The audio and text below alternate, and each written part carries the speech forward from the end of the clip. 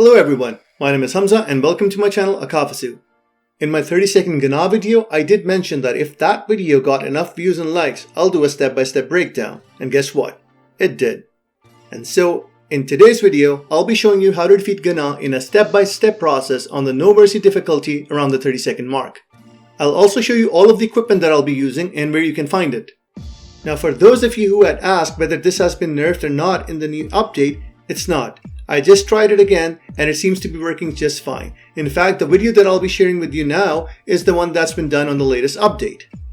Regarding whether this works on Give Me God of War difficulty, it does to an extent. That difficulty is the highest difficulty and there is no such OP thing that would do wonders there. It all comes down to your playstyle and how good you are at reading the enemy. Yes, the battles will be longer, the enemy will take less damage, but then again, this is an efficient build. And I have had comments where people have utilized this build and defeated Gana on the highest difficulty. Some did it with some tweaks here and there.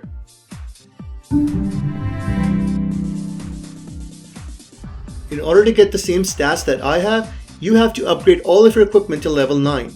You'll probably have to do all of the post-game quests in order to get the necessary items to upgrade all of your equipment. For the Leviathan Axe, we're going to be using the Furious Maul along with Hell's Touch and Mists of Helheim as their runic attacks. On the Chaos Blades, I've equipped the Pummels of the Nine Realms and I'll be using the Flames of Anguish and Nemean Crush for my runic attacks. I've got Hind of the Four Winds on my axe and I'll be using the Huldra Charge and Mindswall's Windstorm for my runic attacks.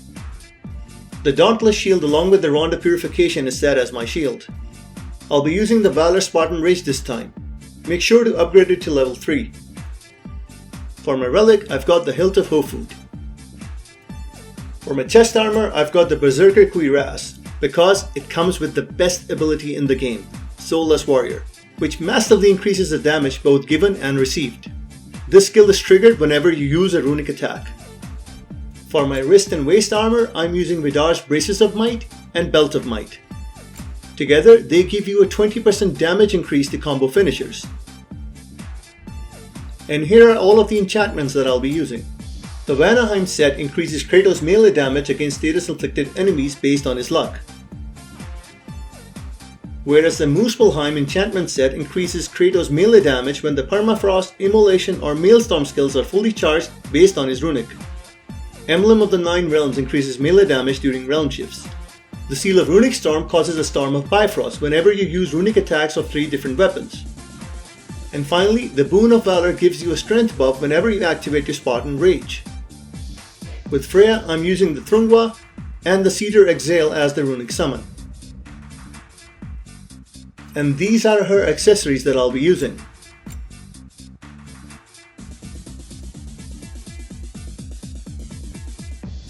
And here's a look at my skill tree.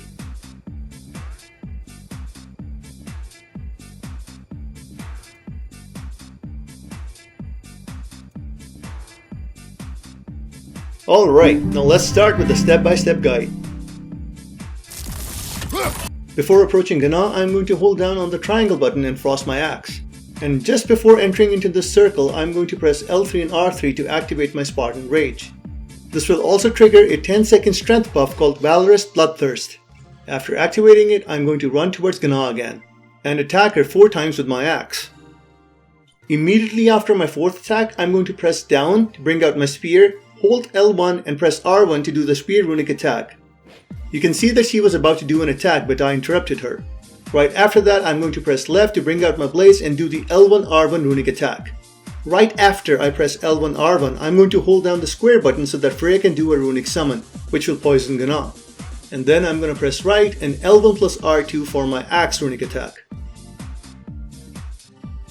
As you can see, the poison has taken effect and I am going to cancel my L1 R2 runic attack by pressing L3 plus R3 to do another Spartan Rage. While Kratos is in this animation, I am going to press square 4 times so that Freya can launch all of her arrows at Gana. And immediately after the L3 plus R3 Spartan Rage activation, I am going to press L1 plus circle to do the runic attack. This will trigger a 6-second realm shift and will leave Gana open to massive damage. At the top you can see that there are 4 statuses inflicted on Gana at this time. Now all I'm going to do is hold on to the R1 button and just look at Gana's health. This is because I have the Valorous Bloodthirst active along with the Soulless Warrior with the Storm of Bifrost.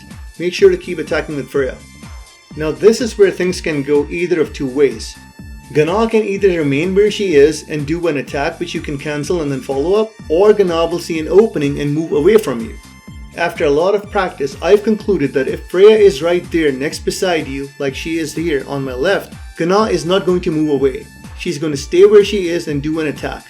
If Freya is not there, or if there's a big gap between Kratos and Freya, then Gná is probably going to take the opportunity and move away.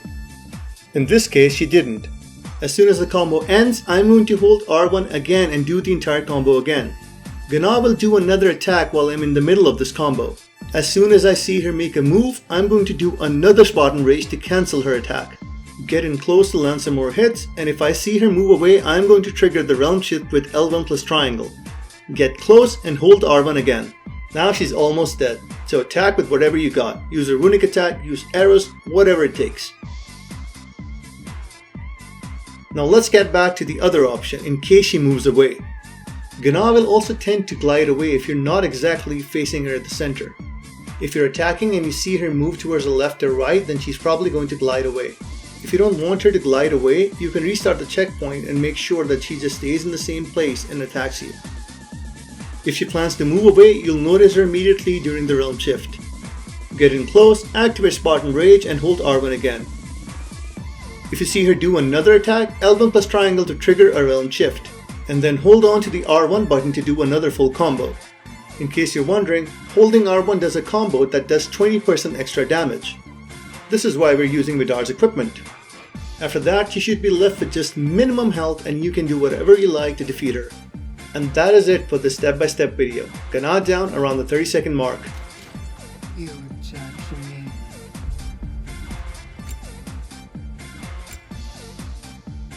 Thank you for all the likes, comments, and support. It makes me so happy to know that you find my content to be super helpful. Make sure to check out my other videos such as the one in which I took down the Berserker King using only the Leviathan Axe. No runic summons, no Freya's arrows, no relics, just the axe.